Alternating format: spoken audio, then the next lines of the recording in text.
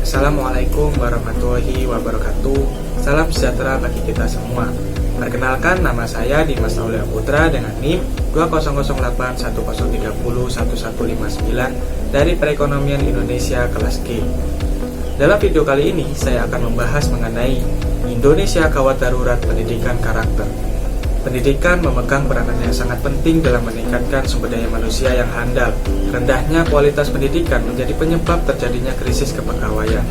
Jika dicermati bahwa zaman sekarang semakin maju, yang otomatis mempengaruhi perkembangan ekonomi. Oleh karena itu, wajar jika bidang profesional membutuhkan sumber daya manusia yang benar-benar kompeten untuk menghasilkan sinergi di antara semuanya. Namun, bukan hanya pendidikan di bidang akademik saja yang penting, akan tetapi pendidikan karakter juga sangat penting dibentuk sejak dini agar menghasilkan sumber daya manusia yang bukan hanya handal, namun juga berkarakter.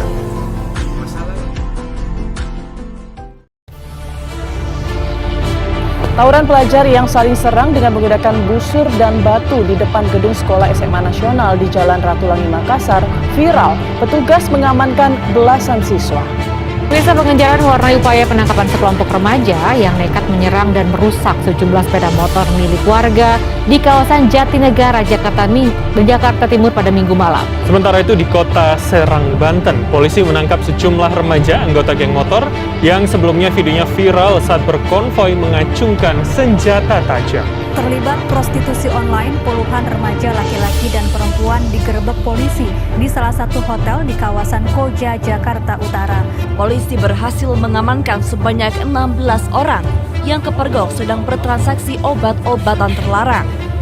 Dari jumlah tersebut, terdiri dari remaja pengangguran juga berstatus sebagai pelajar SMP dan SMA.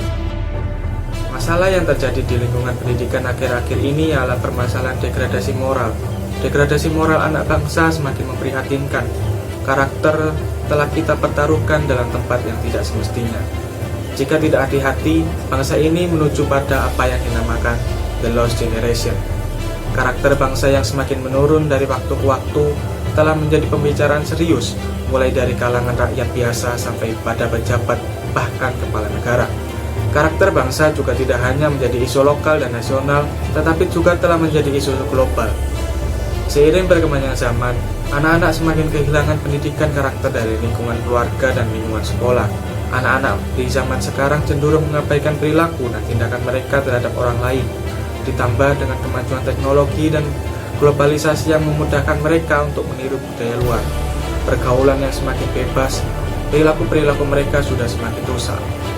Walaupun banyaknya teori, gerakan, dan nilai-nilai yang ada, kasus mengenai pendidikan karakter di Indonesia masih banyak terjadi. KPAI telah menangani 1.885 kasus pada semester pertama pada tahun 2018. Terdapat 504 anak jadi pelaku pidana dari mulai pelaku narkoba, mencuri, hingga kasus asusila menjadi kasus yang paling banyak. Sedangkan dalam kasus ABH, kebanyakan anak telah masuk lembaga permasyarakatan khusus anak atau LPKA karena telah mencuri sebanyak 23,9%, kasus narkoba sebanyak 17,8%, serta kasus asusila sebanyak 13,2% dan lainnya. Bukan hanya kasus-kasus tersebut, berdasarkan data dari Komisi Perlindungan Anak, tercatat 62,7% remaja SMP di Indonesia sudah tidak perawan. Terdapat pula hasil lainnya seperti tercatat 93,7% peserta didik SMP dan SMA pernah berciuman, 21,2% remaja SMP mengaku pernah melakukan aborsi, dan 97% remaja SMP dan SMA pernah melihat film porno. Ada pula hasil riset dari KPAI di wilayah Jabodetabek mengenai angka terjadinya tawuran. Jumlah tawuran pada tahun 2012 sudah mencapai 103 kasus dengan jumlah korban meninggal sebanyak 17 anak. Data terbaru tahun 2018 KPAI menyebutkan bahwa kasus tawuran di Indonesia meningkat sebanyak 1,1% sepanjang 2018. Komisioner Bidang Pendidikan KPAI, Retno Ustianti mengatakan pada tahun 2017 angka kasus tawuran hanya sebanyak 12,9%, tetapi meningkat sebanyak 14% pada tahun 2018. Dengan maraknya kasus penyelewengan perilaku dan karakter anak bangsa, perlu ditumbuhkan kesadaran tidak hanya bagi tenaga pendidik dan pemerintah, melainkan kesadaran masyarakat Indonesia untuk menerapkan perilaku yang baik dan menanamkan karakter yang baik bagi anak Indonesia. Degradasi moral masih menjadi tantangan dunia pendidikan Indonesia saat ini. Meskipun pendidikan karakter telah ditanamkan di sekolah, tetapi pergaulan bebas, konsumsi minuman keras, narkoba, praktek aborsi, dan tawuran pelajar bahkan tiap tahun angkanya terus meningkat.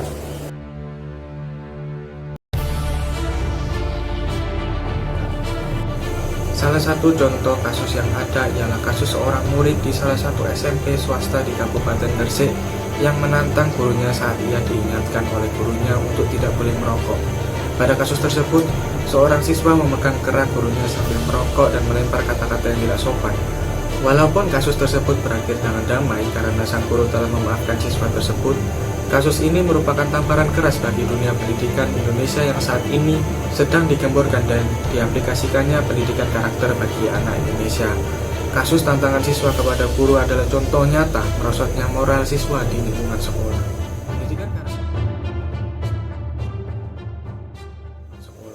Pendidikan karakter merupakan tumpuan bangsa untuk merealisasikan visi pembangunan nasionalnya, yaitu merealisasikan bangsa yang memiliki karakter akhlak yang luhur, moral, budaya, dan adab sesuai ideologi Pancasila dan Undang-Undang Dasar 1945. Pentingnya pendidikan karakter bukan hanya menjadi landasan bagi negara untuk mewujudkan visi pembangunan nasionalnya saja. Namun, kita perlu tahu apa itu pendidikan karakter.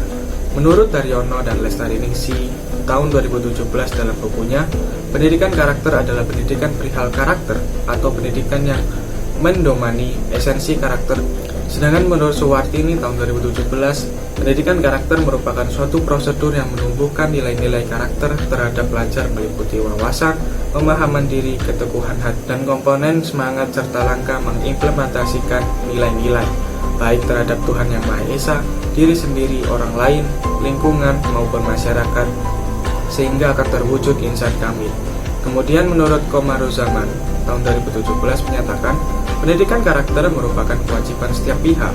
Artinya, tidak hanya sekolah yang wajib menyelenggarakan pendidikan karakter, tetapi setiap pihak juga harus memikul tanggung jawab yang sepadan. Pendidikan karakter juga diatur dalam hukum. Menurut Undang-Undang Nomor 20 Tahun 2003 tentang Sistem Pendidikan Nasional Pasal 3 menjelaskan, fungsi pendidikan nasional adalah mengembangkan kemampuan dan membentuk watak serta peradaban bangsa yang bermartabat dalam rangka mencerdaskan kehidupan bangsa. Dan tujuan pendidikan nasional untuk mengembangkan potensi peserta didik agar menjadi manusia yang beriman dan bertakwa kepada Tuhan Yang Maha Esa, berakhlak mulia, sehat, berilmu, cakap, kreatif, mandiri, dan menjadi warga negara yang demokratis serta bertanggung jawab. Implikasi dari undang-undang tersebut bahwa pendidikan di setiap jenjang harus diselenggarakan secara terprogram, sistematis, mengarah kepada pencapaian tujuan pendidikan nasional. Selain itu, ada pula Undang-Undang Bab 2 Pasal 3 Nomor 20 Tahun 2003 tentang Sistem Pendidikan Nasional yang mana pendidikan bertujuan mengembangkan potensi peserta didik agar menjadi manusia yang beriman dan bertakwa kepada Tuhan Yang Maha Esa, berakhlak mulia, sehat, berilmu, cakap, kreatif, mandiri, dan menjadi warga negara yang demokratis serta bertanggung jawab. Dan pasal 1 UU Sisdiknas tahun 2003 menyatakan di antara tujuan pendidikan nasional adalah mengembangkan potensi peserta didik untuk memiliki kecerdasan, kepribadian, dan akhlak mulia.